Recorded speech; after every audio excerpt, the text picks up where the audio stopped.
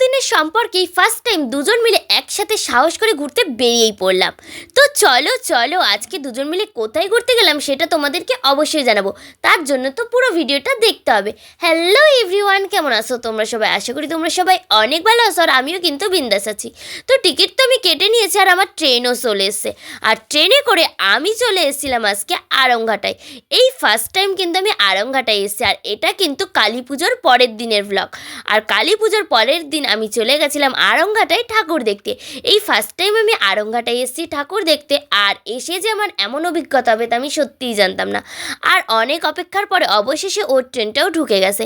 আর train ঢুকতে না ঢুকতে যে এত পরিমাণে স্টেশনটায় ভিড় হয়ে গেছে তার বলার বাইরে। আর এই ভিড় দেখে তো আমি বুঝেই গেছি এখানে বেশ সুন্দর সুন্দরই মণ্ডপ হয়েছে। আর এই যে চলে এসছে আমার সেই স্পেশাল বান্ধবী, এর সাথে আমার বন্ধুত্ব মাত্র 3 বছরের, কিন্তু এই 3 বছরে ওর সাথে আমার এত এত ভালো বন্ধুত্ব হয়ে গেছে তা শুধু আমরা দুজনাই জানি।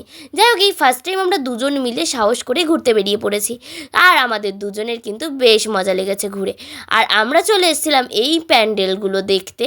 এই মাঠটায় একসাথে দুটো মণ্ডপ হয়েছে, আর ওই যে আগের যেই মণ্ডপটা দেখালাম ওখানে এত পরিমাণে ভিড় ছিল যে ওই মণ্ডপের ভেতরে আমরা যাইনি, কিন্তু আমরা এই মণ্ডপটায় এসেছিলাম। আর চারিদিকে কত সুন্দর করে ফটো দিয়ে সাজানো, দেখো সমস্ত ঠাকুরের ফটো। আর তারপরেই তো আমরা মা কালীকে দর্শন করে নিলাম, আর মা কালীর মুখ দেখেই তো আসলে শান্তি, তাই না? তারপরেই চলে এসেছিলাম আমরা এই প্যান্ডেলটায়।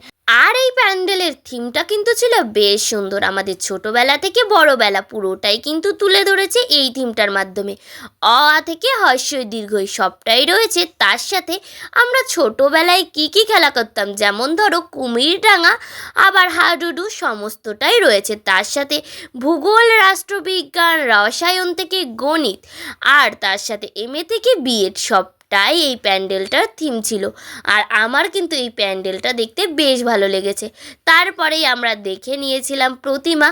আর এইদিকে তো প্যান্ডেল থেকে বেরোনোর পরে আমরা চলে এসেছিলাম এই পুতুলগুলোর দোকানে। এই পুতুলগুলো কিন্তু আমার বেশ ভালো লাগে, তাই বান্ধবীকে বলছিলাম একটা পুতুল কিনে দে, কিন্তু বান্ধবী তো আমার পুতুল কিনে দিল না। কিন্তু বান্ধবী আমাকে একটা মাঠে নিয়ে এসেছিলো, যেখানে একটা মাঠেই 4টে মণ্ডপ হয়েছিল।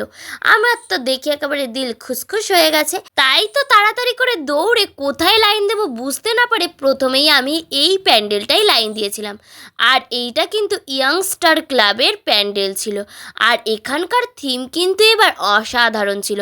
আর তার সাথে প্রতিমা তো আরও সুন্দর ছিল, কারণ এখানকার পুরো প্রতিমাটাই তৈরি হয়েছিল ব্লেড দিয়ে, মানে ব্লেড দিয়ে একটা পুরো প্রতিমা তৈরি করেছে। আমার তো বেশ ভালো লেগেছে।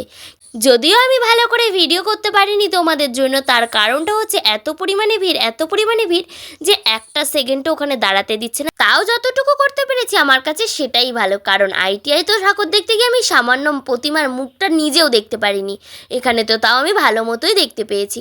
তারপর মায়ের মুখ দর্শন করে আমরা বেরিয়ে গেছিলাম, আর আমরা চলে গেছিলাম নেক্সট প্যান্ডেলে। মানে একটা মাঠের মধ্যেই যেহেতু হয়েছে তাই আমাদের বেশি ঘুরতে হয়নি, আর এই বিষয়টাই আমার সবথেকে বেশি ভালো লেগেছে।